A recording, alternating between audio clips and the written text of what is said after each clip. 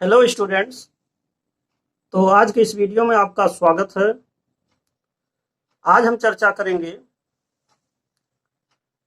UP board class 12th के लिए poetry से तीसरा लेसन ऑन हिज ब्लाइंडनेस के बारे में, जिसका हिंदी में अर्थ होगा उसका अंधापन। और इस कविता को लिखने वाले व्यक्ति जिनका नाम जॉन मिल्टन है और जिनका जन्म 1608 ईस्वी में हुआ था, और जबकि 1674 ईस्वी में इनकी मृत्यु हो गई थी। वास्तव में जॉन मिल्टन जन्मांध नहीं थे। कहने का मतलब यह है, ऐसा कहा जाता है कि अपना एमए की डिग्री लेने के बाद भी ये अपनी पढ़ाई से संतुष्ट नहीं थे। इस प्रकार इन्होंने पुनः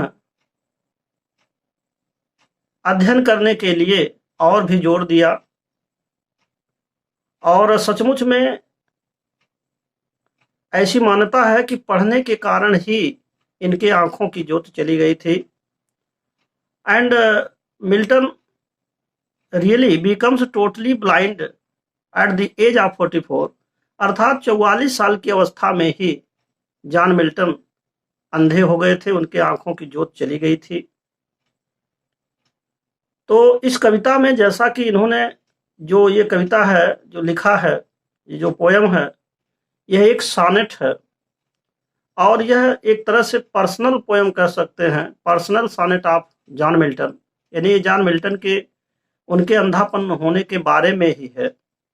जैसा कि अंग्रेजी साहित्य में, इंग्लिश लिटरेचर में दो तरह के सॉनेट होते हैं, एक पर्सनल, दूसरा इम्पर्सनल, और जिसे आप यह भी कह सकते हैं शेक्सपियरियन सॉनेट एंड मिल्टॉनिक सॉनेट। तो यह एक तरह से मिल्टॉनिक सॉनेट है। मिल्टन जो भी सॉनेट लिखते हैं पर्सनल होता है, अपने बारे में लिखते हैं। तो इसमें इन्होंने अपने अंधापन के बारे में लिखा है।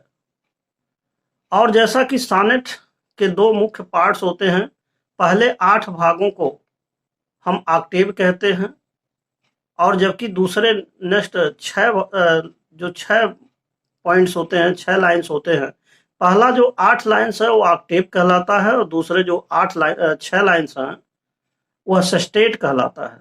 जैसा कि सॉनेट केवल 14 लाइन की कविताएं होती हैं, तो पहला जो 8 लाइन्स हैं वो ऑक्टेव हैं, और दूसरा जो 6 लाइन्स हैं वो सेस्टेट हैं। तो ये बहुत ही शानदार कविता है और जीवंत कविता है। एक तरह से आप कह सकते हैं मिल्टन के जीवन के बारे में बहुत ही यथार्थ कविता है ये, जो इन्होंने लिखा है। और मिल्टन को इस बात का दुख है कि एक तरफ उनके पास इतनी बुद्धिमत्ता है, इतना ज्ञान है, और दूसरी तरफ वो अंधा हो गए। तो ये ईश्वर पर आरोप लगाते हैं कि ईश्वर ने उनको अंधा क्यों बना दिया, लेकिन जल्द ही वो अपनी गलती भी स्वीकार कर लेते हैं और ये कहते हैं कि उनसे भूल हो गई। ईश्वर सचमुच में, ईश्वर की उसमें कोई भी गलती नहीं है, और ईश्वर की कोई इच्छाएं नहीं होती हैं कि कोई पर्सनल एक व्यक्ति और ईश्वर की कोई सेवा करेगा। ऐसी कोई इच्छाएं इनकी नहीं है, ईश्वर की नहीं होती हैं। तो इस तरह की बातें आपको इस कविता में मिलेंगी। दूसरी बात यह है कि इन्होंने बहुत सारी कविताओं को लिखा है, लेकिन इनकी कुछ मास्टर पीसेज हैं, सर्वोच्च कृतियां जिसे आप कह सकते हैं, जैसे पैराडाइज लास्ट हैं, और जिनको इन्होंने जिसका 1667 ईस्वी में पैराडाइज लास्ट पब्लिश्ड हुआ था, और जबकि paradise regained and Samson agonist ये जो है 1671 ईस्वी में पब्लिश हुआ था। और ये सब बहुत ही महान कृतियां हैं, और एक तरह से एपिक कह सकते हैं, महाकाव्य। अंग्रेजी में, इंग्लिश भाषा में इसे महाकाव्य के रूप में जाना जाता है। और जो इनका यह सॉनेट है ऑन हिज ब्लाइंडनेस, यह जो है बहुत ही फेमस कविता है और उनके अंधापन के बारे में है। तो आइए अब देखते हैं कवि इस पोयम में क्या कहता है। इन्होंने सबसे पहले शुरू किया और ये कहा कि when I consider how my light is spent, जब, अब आप इस कविता को ध्यान देंगे कि जब मैं विचार करता हूं, when I consider how my light is spent, जब मैं यह विचार करता हूं कि मेरे आंखों की ज्योति कैसे चली गई। और हाफ माई डेज, मेरे आधे जीवन से पहले ही, अर माने बिफोर यानी पहले, हाफ माने आधा, माई डेज माने माई लाइफ। कवि कहता है कि व्हेन आई कंसीडर, जब मैं सोचता हूँ, विचार करता हूँ, how my light is spent, कि मेरे आंखों की ज्योति कैसे चली गई। अर माने बिफोर यानी पहले ही, माई लाइफ यानी माई डेज माने माई लाइफ, मेरे जीवन के, हाफ माने आधा, मेरे आधा जीवन समाप्त नहीं हुआ है, इससे पहले ही मेरे आंखों की जो ज्योति है कैसे चली गई, जब मैं इसके बारे में सोचता हूँ। In this dark world and wide, और ये पूरी दुनिया मेरे लिए बहुत ही विशालकाय दिखाई देती है और घनघोर अंधेरा में दिखाई देती है। एंड दैट वन टैलेंट, और एक जो मेरे पास प्रतिभा पड़ी हुई है, which is that to hide, अगर हम इस प्रतिभा को छिपा दें तो मेरे लिए मृत्यु के समान है। लास्ट विथ मी यूजलेस, और जो कि मेरे पास यह प्रतिभा बेकार में, यूजलेस माने बेकार, लास्ट माने पड़ी हुई है। दो माई सोल मोर वेंट, हालांकि मेरी अंतरात्मा ईश्वर की सेवा करना चाहती है। तो कवि के कहने का अभिप्राय यह है कि जब कवि ये सोचता है, जब कभी भी सोचता है कि उसके आंखों की ज्योति कैसे चली गई और उसके सामने यह दुनिया घनघोर अंधेरा में और बहुत ही विशालकाय दिखाई देता है, अभी उसकी आधी उम्र भी नहीं व्यतीत हुई थी और इसके आंखों की ज्योत चली गई और ये पूरी दुनिया अंधेरा में और बहुत विस्तारवादी लगता है। और जबकि उसके पास एक ऐसी प्रतिभा है, अगर वह उस प्रतिभा को जो बेकार में पड़ी हुई है और अगर उसका उपयोग नहीं करता है, छिपा लेता है, तो उसके लिए मौत के समान है। और जबकि कवि यह भी स्वीकार करता है कि मेरी अंतरात्मा ईश्वर की सेवा करने के लिए आतुर है, to serve therewith my maker, मैं अपने बनाने वाले की सेवा करने के लिए आतुर हूँ और इसके बावजूद मैं अंधा हो गया हूँ, मैं क्या करूँ और कैसे लिखूँ। एंड प्रेजेंट, और यह भी कवि सोचता है कि कहीं ऐसा ना हो कि उपस्थित होने पर माई टू अकाउंट, जब मेरा सही लेखा जोखा प्रस्तुत किया जाए, लेस्ट माने कहीं ऐसा ना हो कि ही रिटर्निंग चाइल्ड, जब यह वहां पर ईश्वर के सन्मुख जाए तो वह जो ईश्वर है यह इसको चाइल्ड माने डांटने लगे, फटकारने लगे कि मैं तुम्हें एक प्रतिभा दिया था, तुमने उसका इस्तेमाल क्यों नहीं किया। अब कवि कहता है दथ गॉड एग्जैक्ट ए लेबर, क्या ईश्वर पूरा दिन भर मेहनत कराना चाहता है। लाइट डिनाइड, मेरे आंखों की ज्योति को छीन लेने के बाद भी, ले लेने के बाद भी, क्या जो भगवान है, ईश्वर है, मुझसे एग्जैक्ट डे पूरा दिन भर, लेबर माने मेहनत कराना चाहता है। आई फाउंडली आस्क, तो अब कवि कहता है कि मैंने ये तो मूर्खता बस पूछ लिया, बट पैशंस, लेकिन जो मेरा धैर्य है, टू प्रिवेंट, इसने मुझे रोका, दैट मर्मर सोन रिप्लाईज, कुछ बड़बड़ाते हुए और तुरंत उत्तर देता है। कवि के कहने का आशय यह है कि यहां से आप पुनः समझ लीजिए कि दो माई सोल मोर वेंट, यद्यपि मेरी अंतरात्मा झुकी हुई है, बहुत ही मेरा झुकाव ईश्वर के प्रति है, to serve therewith my maker, मेरे बनाने वाले के लिए सेवा करने के लिए मेरी अंतरात्मा अतिशय झुकी हुई है, बहुत ज्यादा मैं चाहता हूं कि ईश्वर की सेवा करूं। And present my to account lest he returning child, और मैं सोचता हूं कहीं ऐसा ना हो कि मेरे मरने के बाद जब मैं उसके सन्मुख उपस्थित हूं तो माई ट्रू अकाउंट माने मेरा सही लेखा जोखा जब प्रस्तुत किया जाए तो वह ईश्वर मुझे डांटने फटकारने लगे कि मैंने तुम्हें प्रतिभा दिया था, तुमने इसका इस्तेमाल क्यों नहीं किया। अब जो है कवि कहना चाहता है कि क्या doth God exact level light denied, क्या जो ईश्वर है मेरे आंखों की ज्योति छीन लेने के बाद भी पूरा दिन भर मेहनत कराना चाहता है। अभिप्राय यह है कि जैसे जो काम कम समय में हो सकता है, जब वो अंधा है, अगर आंखें होती तो कम समय में हो जाता, आंखें नहीं है तो कितना देर वो काम करेगा।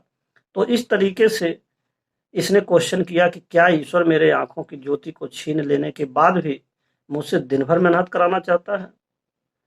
लेकिन फिर कवि कहता है, स्वीकार करता है कि लेकिन उसके धैर्य ने बट पेशेंस टू प्रिवेंट, यानी उसके धैर्य ने उसको रोक दिया। प्रिवेंट माने रोक दिया। दैट मर्मर सून रिप्लाई, कुछ बड़बड़ा रहे थे, यानी बड़बड़ाते हुए फिर जॉन मिल्टन उत्तर देते हैं। सून रिप्लाई यानी इनका धैर्य जो है, इनका धैर्य उत्तर देता है। और क्या उत्तर देता है? गॉड डथ नॉट नीड, ईश्वर को जरूरत नहीं है। आइदर मैंस वर्क, किसी भी व्यक्ति के द्वारा किए गए कार्यों की जरूरत नहीं है। आर हिज ओन गिफ्ट्स, और ना तो ईश्वर ने जिसको उपहार दिया है फिर उसे उपहार लेने या पाने की कोई अभिलाषा ईश्वर की नहीं होती है। तो either man's work or his own gift who best, जो बहुत ही सर्वोत्तम हैं, बहुत ही उत्तम हैं। ऐसे लोग जो बहुत ही उत्तम हैं, कहने का मतलब ये है, कवि कहना चाहता है कि वे लोग सर्वश्रेष्ठ हैं या अति उत्तम हैं। बियर हिज माइल्ड योक, जो ईश्वर के द्वारा दिए गए कष्टों को झेल लेते हैं। माइल्ड माने हल्की फुल्की, योक माने कष्टों को, बियर माने सहन कर लेते हैं। दे सर्व हिम बेस्ट, वही सचमुच में ईश्वर की सर्वोत्तम सेवा करते हैं। तो यहाँ पर इन्होंने ये दिया कि जैसे either man's work or his own gift, यानी ईश्वर जिनको गिफ्ट या उपहार दे करके सर्वश्रेष्ठ बना दिया है, तो फिर ईश्वर किसी से उपहार नहीं लेना चाहता, ना तो किसी भी व्यक्ति के द्वारा किए गए कार्यों की अभिलाषा करता है। हाँ, वे लोग सर्वश्रेष्ठ होते हैं, अति उत्तम होते हैं जो लोग ईश्वर के द्वारा दिए गए हल्के फुल्के दर्द को, कष्ट को, थोड़े बहुत समस्याओं को अगर सहन कर जाते हैं सचमुच में, वही ईश्वर की सर्वोत्तम सेवा करते हैं। हिज स्टेट इज किंगली, अब अंत में कवि ये कहना चाहता है कि जो ईश्वर है उसकी जो दशा है वह राजा के समान है। Thousands at his wedding speed, हजारों हजारों लोग उसके आज्ञा पर दौड़ पड़ते हैं। And post over land and ocean without rest, और ओशियन विदाउट रेस्ट, और बिना किसी आराम के, विदाउट रेस्ट माने बिना किसी आराम के, post over land and ocean, यानी कहने का मतलब बिना किसी रेस्ट के, बिना कोई आराम पाए, और पूरे पृथ्वी पर और समुद्रों को लांघने के लिए तैयार हैं। यानी ईश्वर की जो दशा है, हिज स्टेट इज किंगली, वह राजा के समान है। Thousands at his bidding speed, हजारों हजारों लोग उसके मात्र स्पीड यानी बीडिंग माने आज्ञा पर दौड़ पड़ते हैं, और समुद्रों को यानी जल और थल को नापने के लिए तैयार होते हैं, और बिना आराम पाए ही सेवा करने के लिए तैयार हैं। They also serve who only stand and wait, और वे लोग भी सेवा करते हैं जो केवल खड़े हैं। अगर केवल खड़े हैं और किसी का इंतजार कर रहे हैं, यानी कि कवि के कहने का आशय यह है कि ईश्वर की सेवा वे लोग भी करते हैं जो केवल खड़े हैं और इंतजार कर रहे हैं, वो भी ईश्वर की सेवा करते हैं। तो इस प्रकार हजारों हजारों लोग जहाँ सेवा करने के लिए हैं, तो अगर एक व्यक्ति मिल्टन सेवा नहीं करेगा तो ईश्वर के दशा में कोई सुधार आने की बात नहीं है। इसलिए ऐसा नहीं है कि ईश्वर इनको जानबूझ के अंधा बना दिया है। तो इस तरीके से इस कविता में जॉन मिल्टन ने अपनी विचारधारा को व्यक्त किया है। और ईश्वर के प्रति सबसे महत्वपूर्ण बात यह है कि ईश्वर के प्रति इनका जो झुकाव है इस कविता से स्पष्ट रूप से जाहिर हो जाता है, प्रकट हो जाता है। जॉन मिल्टन ने इसको लिखा, और यह 14 लाइन की कविता है। यह एक ऐसा सोनेट है जो मिल्टॉनिक सोनेट है, क्योंकि जॉन मिल्टन ने इसको लिखा है। तो इस प्रकार ये कविता समाप्त होता है, और इसके साथ साथ ये वीडियो भी अब यहीं पर समाप्त होता है। और अंत में मैं आपसे यही कहूँगा कि यदि आप मेरे चैनल पर पहली बार हैं तो कृपया मेरे चैनल को सब्सक्राइब करना ना भूलें, साथ ही साथ बेल आइकन भी प्रेस कर दें, जिससे कि जो भी नए नए वीडियोज में बनाऊँ उसका नोटिफिकेशन आप तक पहले पहुँच सके। And finally, thanks for watching this video.